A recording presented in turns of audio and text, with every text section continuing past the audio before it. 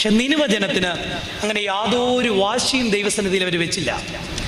നിനിവയുടെ ചരിത്രം പറയുന്ന യോനയുടെ പുസ്തകം 3-ാം അധ്യായം 9-ാം വാക്യത്തിൽ ഇങ്ങനെ പറയുന്നുണ്ട്, ദൈവം വീണ്ടും അനുതപിച്ച് നാം നശിച്ചു പോകാതിരിക്കേണ്ടതിന് അവൻ്റെ ഉഗ്രകോപം വിട്ടുമാറുമായിരിക്കും ആർക്കറിയാം. നിർബന്ധ ബുദ്ധിയല്ല അവർ പറയുന്നത്, മറിച്ച് അവർ പ്രാർത്ഥിക്കുന്ന ഇങ്ങനെയാണ്, ദൈവത്തിൻ്റെ സ്വാതന്ത്ര്യത്തിലേക്ക് തങ്ങളെ തന്നെ വിട്ടുകൊടുക്കുക. ഇതാണ് യഥാർത്ഥത്തിലുള്ള ഒരു വിശ്വാസിയുടെ പ്രാർത്ഥന. എൻ്റെ കുറച്ച് പ്രസംഗമൊക്കെ യൂട്യൂബിൽ വന്നതിന് ശേഷം കുറേ ആളുകൾ, ഒരു പരിചയമില്ലാത്ത മനുഷ്യർ, അവരുടെ ജീവിതത്തിലെ പ്രതിസന്ധികൾ, ഞാൻ ഇവാനിസ് തിരുമേനിയുടെ ശിഷ്യത്വത്തിൽ കുറച്ച് നാൾ നിന്നവരാണ് ഞങ്ങളൊക്കെ. അതിൽ നിന്ന് വെട്ടി ഏറ്റവും വലിയൊരു പ്രാർത്ഥനാ രീതിയാണ് ജീസസ് പ്രയർ.